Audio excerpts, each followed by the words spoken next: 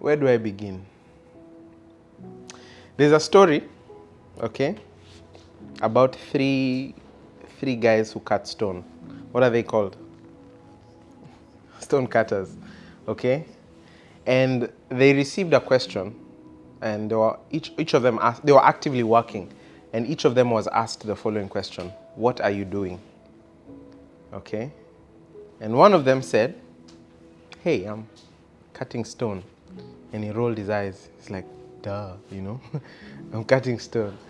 And another guy, three of them, right, was asked, what are you doing? He said, I'm earning a living. I'm making a living.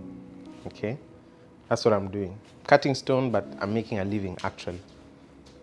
And then the other guy was asked, what are you doing?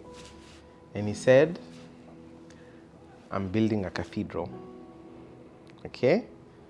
You know what a cathedral is, right? Like just a big, nice looking, magnificent building with nice glass. And so, three people doing the same thing, okay? But when they're asked what they are doing, the responses are different. Why do you think that's so? Perspective, okay. Anyone else? Why do you think that's so? That three of you could be doing the same thing, but you have a different understanding of what you're doing and even why you're doing it. One has an idea of the bigger picture. Yeah, one has an idea of a bigger picture.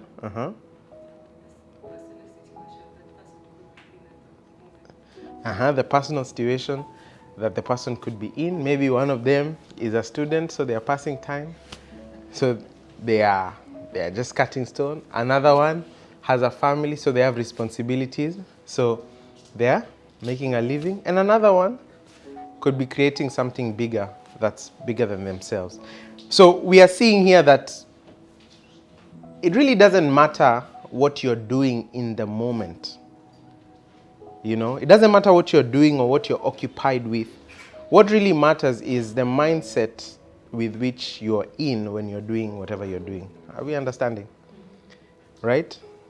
The topic, as you saw there, was written what? The vision of your life, or the vision for your life.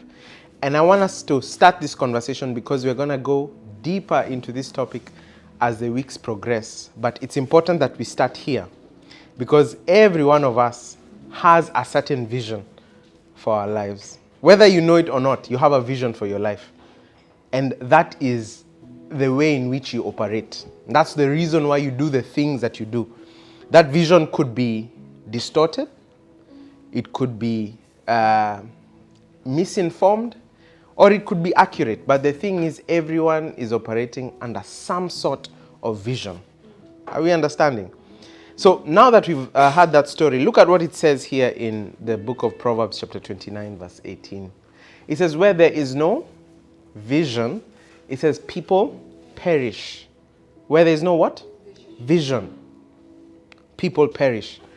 It says, but happy is he who keeps the teaching or who keeps the law. Okay? Where there is no vision, people perish. Or the other word there is where there is no revelation or unveiling, people perish. You understand? It would put it like this in another version. It says, where there is no vision from God, people run wild. Okay? People go crazy. Another version says people cast off restraint. I don't know if you have had friends who are quote-unquote wild, or if you are the wild friend. Okay? Are you the wild friend? If you are the wild friend, or let's just use the others for example. If you have friends who are wild, most of the time, if you ask, why do you do the things that you do? Some of the reasons may not be convincing. And sometimes they don't even know why they do the things they're doing. And why do they do these things? It's because there's no vision. Vision acts as a guardrail to help you know, okay, I'm going too far and this is going to take me off tangent. So let me stay within my... Do you understand? Vision is what keeps you in school for nearly 20 years. It could be your parents' vision, but some vision keeps you in school for 20 years. You understand? And when you're done with school, vision either takes you to look for jobs or start a business? What's guiding you there? What? Vision. You understand? Vision is not guides you to meet new people, attend networking events. What is the thing that's driving you to do the things that you're doing? That's vision. Do you understand? And some people are conscious of it. I'm aware of the vision that I have and where I'm going. And some people are not. And other people have other people's vision that they're trying to live out. And it becomes very frustrating when you're living out someone else's vision. Are we understanding? So it says here, where there is no vision from God, people run wild. But those who adhere to God's instruction, it says they know genuine happiness. In other words, vision, which aligns to your purpose, takes you to that place of happiness that everyone is looking for. You know, if you ask a common man on the street, say, what do you want in this life? If they're not too crazy, on top of saying they want all the money in the world, someone who's a bit more mature would say something like, what? I want to be happy. Are we understanding? I want happiness. But how do you get that happiness? It's here. He says, when there is no vision, people perish.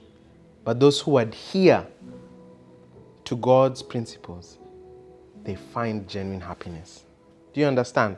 So there is this thing that guides our lives. And if we're able to tap into the correct vision, ultimately we end up where we ought to be. And that fulfillment, you know, where does happiness come from? It's that sense of fulfillment. And the things that fulfill me are not the things that fulfill you. Do you know that? How many of you are good with numbers, for example? Right? I was not finding any fulfillment in high school doing math or physics. Personally, I was not finding any fulfillment. In fact, it was draining the life out of me. But for some people, that was making them happy, making them joyful or glad. Do you understand? And we are made in this way, that there is no cut and paste life. God designed you as an individual to have your own experiences, to have your own vision that will fulfill you, that will make you what? Happy. So it makes no sense for you to even say, I want to be like Joanne.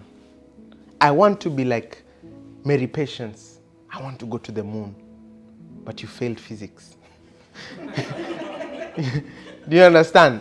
It makes no sense because you see, the clearest indicator that you don't know or you don't have a vision for your life is when you look at someone else's life and say, I want that. Because God has given you your part and your portion to live out and to experience. You understand?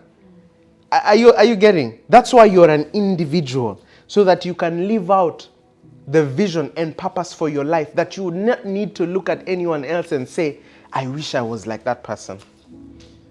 And when we are at that state, it's either our vision is corrupted, that we don't see well enough, or we have a dulled understanding of who we are in God, going back to identity, or why we exist on this earth. Are we together? Right? Look at what it says here. Vision. We're still on vision. It says in Proverbs 29:18, another rendering. It says, if people can't see what God is doing, it says they stumble all over themselves. Okay, now that's a very interesting way to put it. Because it's not just talking about vision generally, it's tying it to God. And he's saying if you can't see what God is doing, oftentimes you'll stumble all over yourself. And that's funny because, you see, to have eyes does not mean that you see. Okay? How many of us have seen newborns? Newborns, okay? They have eyes, right? And they look. But do they see? Can they discern? Can they interpret the images and make sense out of them? No. But do they have eyes? Yes. Do you understand what I'm saying? So when I'm talking about vision, I'm not just talking about sight and looking, but the ability to interpret the image and know what to do with it. Do you understand? That's why toddlers are unable to discern danger. They can be on the couch and just walk, because they can see but they don't have vision. They don't know. They can't interpret that to make sense. Now, I'm using a natural example, but do you know, in this life, we have adults, okay, who are this way, that they have not learned to interpret the vision for their life. So that's why they're running wild. Do you understand? Moving left, right, because they can't see where they're going. Do you understand? Now, they may have a job. Do you understand what I'm saying? They may be in school. Do you understand? But they don't necessarily know why they exist, and they're not working towards anything in particular. Like that one stone cutter who says, what are you doing? Cutting stone. Do you understand? They don't know why they're there, but they're there. They're probably being paid the same as everyone else. You understand? And they feel like that's good enough. You understand? But there is more to life. You see, and I'm going to get to that. I don't want to get ahead of myself, but I'll get to that in a bit. But it says that if people can't see what God is doing, they stumble all over themselves. This is how people make mistakes. Not because that God is so far away from them, not because that they are so evil, disadvantaged, unlucky, or cursed, but because they don't have a vision of what God is doing. And he says the following, but when they attend to what he reveals, when they attend to what he reveals, what he shows you about you, when you attend to that vision, that, oh, I have made you to be this and this in this earth. When you attend to that vision, he says they are most blessed. And you'll find that it's true, that the most blessed people on earth are those who are living out their purpose. Those who are fulfilling the vision of God on their life. Is that not true? You understand? The people who are admired the most are the people who are doing exactly what they were made to do. You understand? And even the money follows them. Do you get what I'm saying? Do you understand what I'm saying? Right? It says they are most blessed. And now it says here in Isaiah 43:19, it says, see, look, behold, vision again. It says what? I am doing a new thing. This is the Lord speaking. It says, look, look, look. I'm doing a new thing. And it's so funny, just going back to the example of newborn babies. Do you know, up until I think the age, when do you remember your first memory? Is it 8 months or 2 years? Maybe 2. Okay. Who has a really early memory that they remember? Do not tell me the memory, just the age. Huh? 6. Wow. Okay. 2, 3. No. Yes. Anyone else with earlier than that? Let's see. If you had a lot of omega-3. Who remembers? Anyway, you'd notice that for children or infants and babies, even though the parents are doing so much for them, do you know they never realize? Are you understanding? They never realize. And that's why at the moment of discomfort, what do? They cry. Do you understand what I'm saying? You could be making the milk or whatever it is they drink for them. But the moment they feel discomfort, what do? They cry. Do you understand what I'm saying? So there is a limitation in how they perceive things. Do you understand? They are led a lot by what they experience, what they are feeling in their body. And so it's not that they don't trust their parents, but their instincts are so strong for survival that if they feel like they're missing something, so it's not a trust-based relationship. You can't tell a baby, you know I gave birth to you, so just give me 5 more. They don't know, They will just, you understand? Listen what it says, see, I am doing a new thing. The Lord is always doing things in our lives, but because of our dulled understanding, sometimes you're not able to perceive it. It's not even so miraculous. think about it. Do you know the information that you retain the most is what? Is negative. Do you understand? You are always conscious to remember what the bad things that happen and not the good things. Do you understand? It's always the bad news that make the news. The bad stuff that makes the news. Somehow we have a proclivity to remember unpleasant experiences. But the good things that are happening, most people are not conscious of it. Do you understand? So it's possible to have more than most, but still be ungrateful. Do you know that? That someone is looking at your life, and your life is a prayer point. They say, God, I want to be like this person. But you, in that state, if you are asked, you're very disgruntled with your life. What's the difference? Vision, perspective. You don't even realize the place of privilege you're in.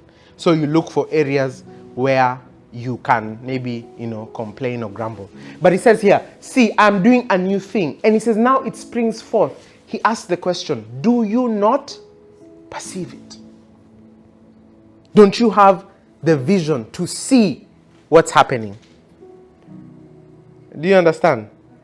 Don't you see that things are turning around? Don't you see that I'm working out something? Haven't you seen my hand in your life all through these years?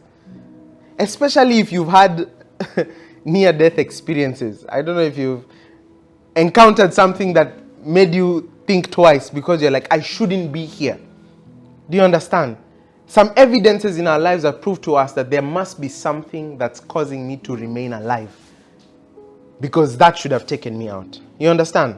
So see, I'm doing a new thing. Now it's spring forth. Do you not perceive it? He says, listen, I am making in the wilderness, and in streams. He says, I'm making a way in the wilderness and streams in the wasteland. That means in the most unlikely situations, God is doing something. Can you imagine? Have you ever seen a desert with streams? Doesn't make sense. When you think of the desert, you see the sand and you don't see any water. It's hard to imagine. But he says, don't you see that I am making a way in the wilderness, in the desert, and streams in the wasteland? In other words, God is saying, even in the most impossible situations, if you look keenly, if you have the correct vision, you will see that I'm actually making something work. But the question is, do you not perceive it? Do you understand? It's really a matter of perspective some of the time. And I've used this example, but it's always funny. When you're flying into Dublin, okay, they will say the weather in Dublin is cloudy. But you're on the plane and you see the sun. Do you get what I'm saying? It's a different experience. They're telling you the weather in Dublin is cloudy. But you are seeing the sun. You're seeing the sun. So you're like, that's very unfortunate for them. Well, unfortunate for you because that's where you're going. You understand what I'm saying? So perspective is very important. And it's dangerous when you adopt the perspective of the masses, because it's often tainted with personal experience, disgruntlement, and other things. Do you understand? I'm so grateful that of the place that I am, because I get the opportunity to talk to so many people about so many things. And oftentimes I find that the problem is not really the problem. The problem is the perspective. The problem is the vision. The problem is that someone has not understood correctly. Oftentimes, it's not the problem that is the problem. What they are coming to tell you is often not the issue. It's how they're looking at it. Do you understand? And it's really humbling. And it's even better when you have been through the same experience and you understand why they are saying what they are saying. But still, that understanding that they have is not complete. That there is a possibility for rivers to be made in the desert, for streams to appear in the wasteland. But the question is, do you perceive it. Are we understanding? Right? And so look at what it says here. Jesus speaking in John 5:19-20. Something very interesting. He says, Jesus gave them this answer. He says, verily, verily, I tell you. When he's speaking in third person, saying, the Son can do nothing by himself. He says he can do only what he sees his Father do. Okay? And he continues to say, because whatever the Father does, the Son also does. It's a very interesting revelation that Jesus was giving about his life on earth. Saying that the things that he does because he sees the Father doing. Everything Jesus did on earth, healing the sick, cleansing the leper, feeding the hungry, he was just mirroring the actions of the Father. In other words, it was the Father who was doing these very things. But what Jesus did is that he allowed himself to see those things so that he can do the very things that the Father was doing. In other words, his vision of God was unobstructed. Are we understanding? Look, if people can't see what God is doing, they stumble all over themselves. Do you understand? We get confused. We end up in places that we shouldn't be. Not because of anything else, but because we don't see what the Father is doing.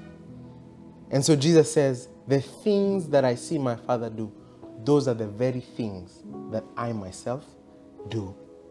That vision of God in your life is so important to propel you towards the fulfillment of your destiny. Do you understand? Except that Jesus did these things, he would not be the Jesus that we speak about today. Do you understand?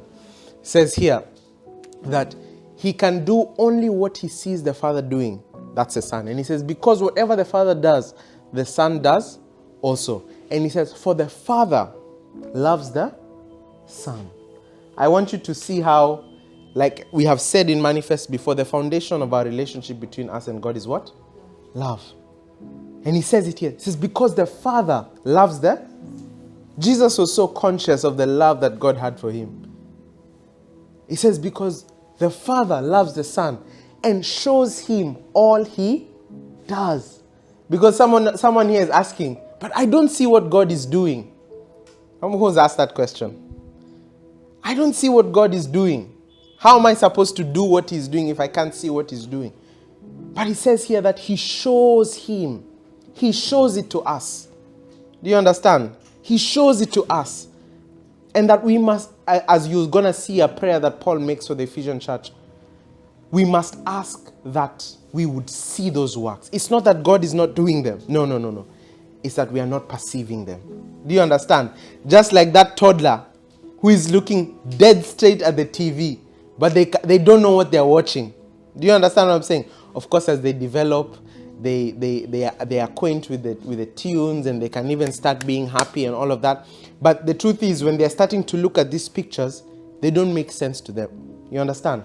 But as they grow, they begin to merge and they're able to understand what's going on. We understanding? So it says here that the Father loves the Son and shows him all he does. The Father shows you too all that he does. See here. See, I am doing a new thing. See it. He shows it to us. Every one of us has the opportunity to see what God is doing. It's not for some. It's not for a few. It's for everyone who's willing to look. And he says here, yes, and he will show him even greater works than these. He says, so that you will be amazed. Jesus speaking of how he relates with the Father, that everything he does is because he's seen the Father doing. So you can be confident that his actions were perfectly in line with what God is doing. And you can read this and put your name there. Do you understand what I'm saying? That you too begin to see what God is doing, and so that your life is so perfectly aligned with who God made you to be. That you're not trying to be like Rahab. You're not trying to be like Hadiza. You're not trying to be like Jim.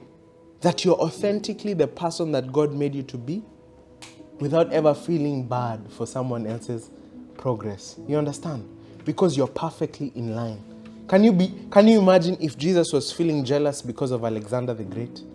Saying, man, I wish I conquered like that man. He would have been out of purpose. Do you understand? So some of the regrets that we make don't even make sense. God didn't make you to be like your best friend. You understand what I'm saying? God made you to be you. And the first step to being you is having that vision of what God is doing in your life. Okay? I feel like I'm going to shorten today because I don't want to put so many heavy things. Let's go next quickly. And so because this vision of life is so important, so important, personally, as an individual, you must prioritize. This year, notice this is the first session of the year. Okay? You must prioritize to catch that vision. It will keep you from making mistakes that you shouldn't make. It will keep you from entering danger that you don't need to enter. You understand what I'm saying? It's not every bad thing that happens to us that, we like to blame God a lot, but sometimes we just walk into danger because we can't see. The Bible says the righteous man sees evil and runs away. You understand? Being able to see and make a decision based on that vision is very important. You'll see a guy coming like this, the red flags, you say, whew. You understand what I'm saying? That you don't have to experience everything to know. You understand? Because you have the right vision. Look at this guy, say he looks out of line. This guy doesn't understand the love of God. How can he love me? Bad idea. Do you understand? Look then. Ephesians 1:16-17. Paul speaking, and he makes this prayer that is so important. So important.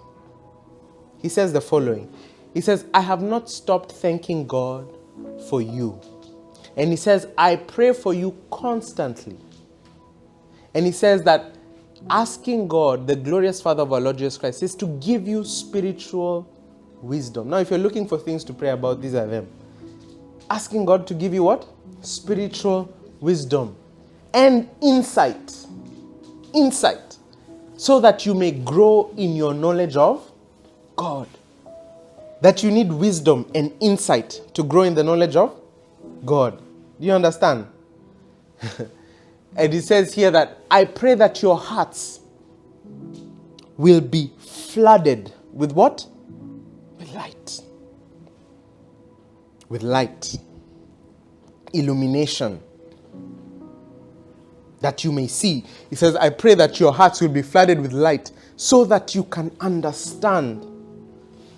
And as you can understand the confident hope he has given to those he has called, his holy people, those who are rich, those who are his rich and glorious inheritance. But the prayer there is that I want you to have wisdom and insight that you may grow in the knowledge of God. Not only that, he says, I pray that your hearts would be flooded with what? With light. With light. Do you understand what I'm saying? That you may know. That you may know. That you may have that vision. Seeing, he's saying our hearts to be flooded with light. Not our eyes, physical eyes. You understand? It's not so much about what you can see, whether you wear glasses, no glasses. No. He's talking about the sight that comes from within. Do you understand? The difference between the first stone cutter is that they are doing what their eyes are seeing. What are you doing? I'm cutting stone. Do you understand? The second one is seeing a bit deeper, but they're seeing what? Their needs. Their response is based on the needs that they have.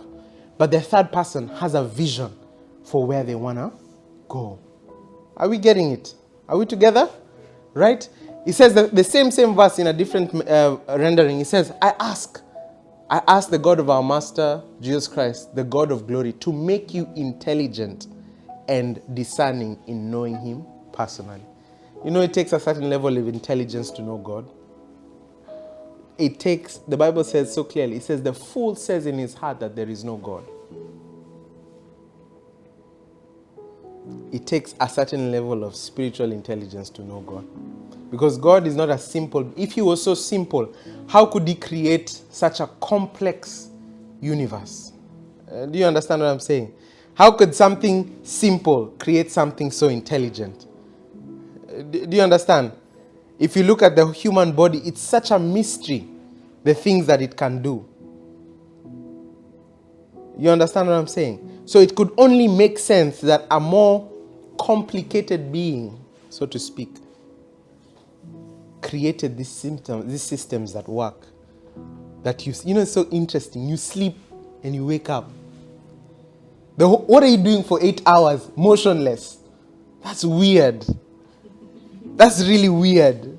Everyone, like in this city, will just go home. In the morning, we're all awake again. What is that?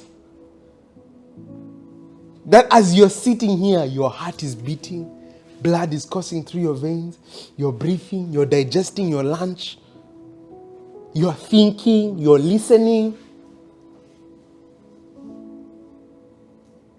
Huh? It's weird, no? It's normal because, but think about it. Such an intricate world we live in. Trees are growing. The ocean is there, but it's never come here. The birds. Do you get what I'm saying? So it's the fool says there is no God, because how do you explain all of that you yourself have not even understood? And you say, there's no God. You're a bit crazy. You know? So it says here, to make you intelligent and discerning in knowing him personally. That if you know God, you are at a certain level of intelligence.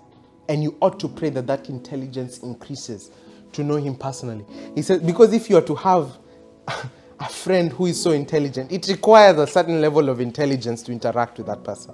Do you understand? Do you have the friends who make you feel stupid? You understand? You have to prepare before you meet. Or those colleagues who know so much. You have to, write notes so that you contribute to the conversation. Do you understand? It takes some intelligence. But thank God that he gives it to us. You understand? Even he doesn't discriminate or despise. And it's not based on where you're from or what language that you speak. He's interested in your heart. Do you understand? So it says here, to make you intelligent and discerning in knowing him personally. He says, listen, your eyes focused and clear so that you can see exactly what it is he is calling you to do. Your eyes clear and focused so that you can see exactly. Not around or averagely or vaguely, but exactly. That means every one of us have been called for a very specific purpose. And he wants you to see it. It's not a mystery. Do you understand? People live like, I'm not supposed to know what God is. No. He wants you to know so that you can live up to it. Do you understand? He says here that your eyes focus and clear so that you can see exactly what he is calling you to do. It's not supposed to be a secret. And he says here, and grasp the immensity of his glorious way of life he has for his followers, or the utter extravagance of his work in us who trust him, endless energy, boundless strength. That when you're living in that vision, you don't even get drained. You don't struggle to wake up in the morning, because that in itself is a source of energy. Endless energy, boundless strength. You will never struggle to do what God called you to do. You will never run out of gas to perform those duties. Now, I'm not saying go quit your job. No. It's like, this does not energize me, I quit. No. If you're doing that, be very sure where you're going. You understand? But it will work out. Look at Moses. Okay? He started life as a prince. And he made some mistakes. And he became a shepherd.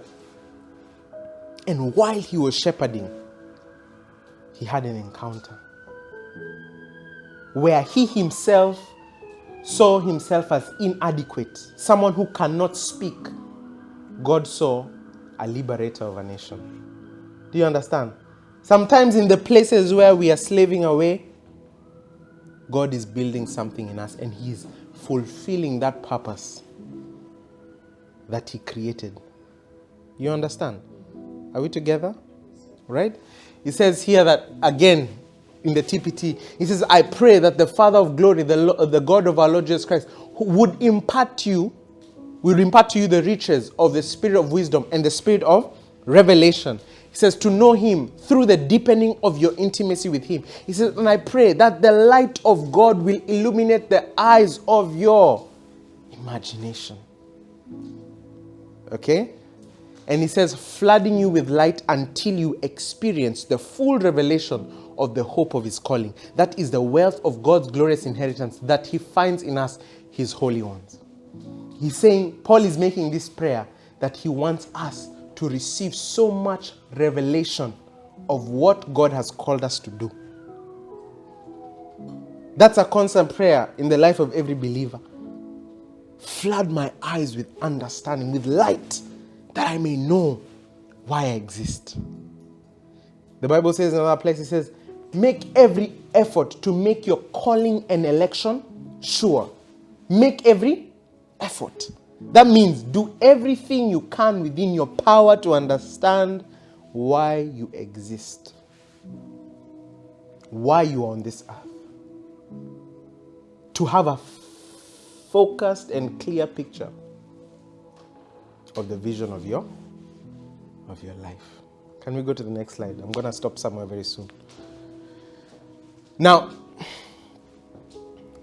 in this life, there are places or stages that exist.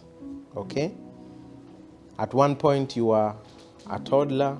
At another point you are an infant, toddler. You became a child, a kid, I don't know. You became an adolescent. You became a teenager. I don't know if those two are the same.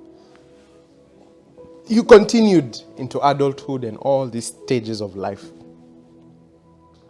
Why would God make you pass through all these things? What is He trying to work in us? Where is He trying to lead us? Are questions that we might ask. You know, your life experience is very different from mine. Right? The experiences that you've had that are unique to you, your calling, your destiny, your purpose. And wisdom calls that you ask the question, why? Why am I in Ireland? You know? Why am I here? If you never ask, you will never get to know. You know what I'm saying? Ask. I may not know for you, but I know for me. But ask. Ask those questions. He's willing to give us those answers. To flood our hearts with understanding, with light. You understand? Now, I come from a certain great nation there. Very wonderful. Okay? And in that nation, there is something called the Great Rift Valley. Who's heard of it? The Great Rift Valley. It's the largest valley on earth. It goes like from somewhere to somewhere, really far. Okay? Now, there is a certain road, okay, that goes on the escarpment of this valley. An escarpment is the sides of a valley, you know? The valley looks like a V. This side of the V and this side of the V is called what? An escarpment. Now there's a road that runs along one of the escarpments. And on those sides there are some small businesses called, viewpoints. Okay? And when you're driving and you park your car there, you get off and you stand and you can look down at the valley and see. Do you understand? So you're on the top of the escarpment and you park here and you can see the what? Now this valley is a bit hard to understand because it's not small. You know, when I'm explaining it, you might think it's like you can see the other. No, it's massive. It's a continental valley. Okay? So you just see a large depression going down. Okay? And you see things there. And at different points in this journey, you get different what? Views. Do you understand what I'm saying? Yeah. You get different views. So when you're at a certain point, you might see something else. You might like, oh, it's just here. And then you go somewhere else. You're like, oh, the drop is so far. Do you understand? But it's all in the journey. Now, in relation to this sermon, it's so important that you don't let your vantage points or the points in which you stand define your vision. But rather, that your vision will judge your vantage points. That you look and say, oh, I'm just here. It's a stage. Do you understand what I'm saying? That you will not now begin to plan the vision of your life based on where you're standing for the moment. Do you understand? What's the meaning of a vantage point? He says it's a place or position affording a good view of something. Do you understand? Now in life there are stages and there are things that we go through. Some of them are very difficult. I know. But it's important that you don't let those things define your vision. Do you understand? But rather you would use them as vantage points to see. You use them. They don't use you. You use them to see where God is taking you. Do you understand what I'm saying? That you don't stay there. It's not the destination, but rather you use it to see where God is taking you. Are we together? Are we together? So it says here that in 2 Corinthians 4:18, it says, so we don't look at the troubles we can see now. Because there are troubles and there are things that shake us. But it says we don't look at them. Okay? If I ask every one of you, is there trouble in your life? 100% everyone will lift up their hand and say, this needs fixing. And you know that's true for the whole entire global population. Not one person does not have something that does not need fixing. Do you understand? If they have, something is very wrong with their vision. If they have nothing that needs fixing, something is wrong. It says here, so we don't look at the troubles we can see now. It says rather, in other words, instead of doing that, it says we fix our gaze on things that cannot be seen. What does that mean? It means that you don't focus your energy so much on what's temporary. Because what is seen is temporary. Do you know that? So long as you can see something, it becomes what? Temporary. But there is that place where God is taking you that you cannot yet see. He says focus on that. Do you understand? We don't focus our gaze on what can be seen. He says for the things we see now will soon be gone. You know that's really a crazy thought? That everything that you can see with your eyes is either going or it's gone. Even if you say, oh, the Eiffel Tower, it's deteriorating. You understand what I'm saying? If it's there, it's going or it's gone. In other words, it's telling you, take your gaze from the physical, where things are deteriorating and perishing, and shift your gaze to the spiritual, which is the source of all these things. Do you understand? I think I once mentioned a very interesting thought that, do you know that everything on this earth existed in an intangible state initially? This building once existed in the unseen as an idea, right? But now you're living in the fulfillment of it. Do you understand? So the idea of it is greater than the manifestation. Are we understanding? The things that you have in your heart are greater than the things that you have in your hands. Do you understand? So you might have a job today and lose it. please don't be discouraged. Because what's in here is really what determines where you're going to go next. And you make decisions based on what's in here, not on what's on here. You understand? And he says, so we're not giving up. How could we? He says, even though on the outside it often looks like things are falling apart, he says on the inside, where we have been flooded with light, he says God is making new life. He says not a day goes by without his unfolding grace. And he says these hard times, he says, are small potatoes. I think that's funny because we're in Ireland. He says they are small potatoes compared to the coming good times. And he says, and the lavish celebration prepared for us. He says there's far more here than meets the eye. There is more to you than meets the eye. Someone can look at you and esteem you lightly and say, oh, there's nothing much to her. But God's word says that there is more to you than meets the eye. Someone can write you off today and say, person is struggling. They're not going anywhere. But in God's mind, there is more to you than meets the eye. If you could hold on to that vision that he has for you. He says, Jeremiah 29:11 says, for I know the plans that I have for you. He says, I know. Do you know? He says, I know. And then now Paul comes in Romans 8:28 and he says, we know that all things work together for the good of those who love the Lord. We know. But what does it say in Hosea 4:6? My people perish for a lack of knowledge. It's the fact that we don't know and that knowledge is limited, that our vision is impaired, that we cannot see the things that he's doing, that we are obstructed. But he encourages us that we must know. We must open our eyes to see what he's doing in this moment. Are we together? Right?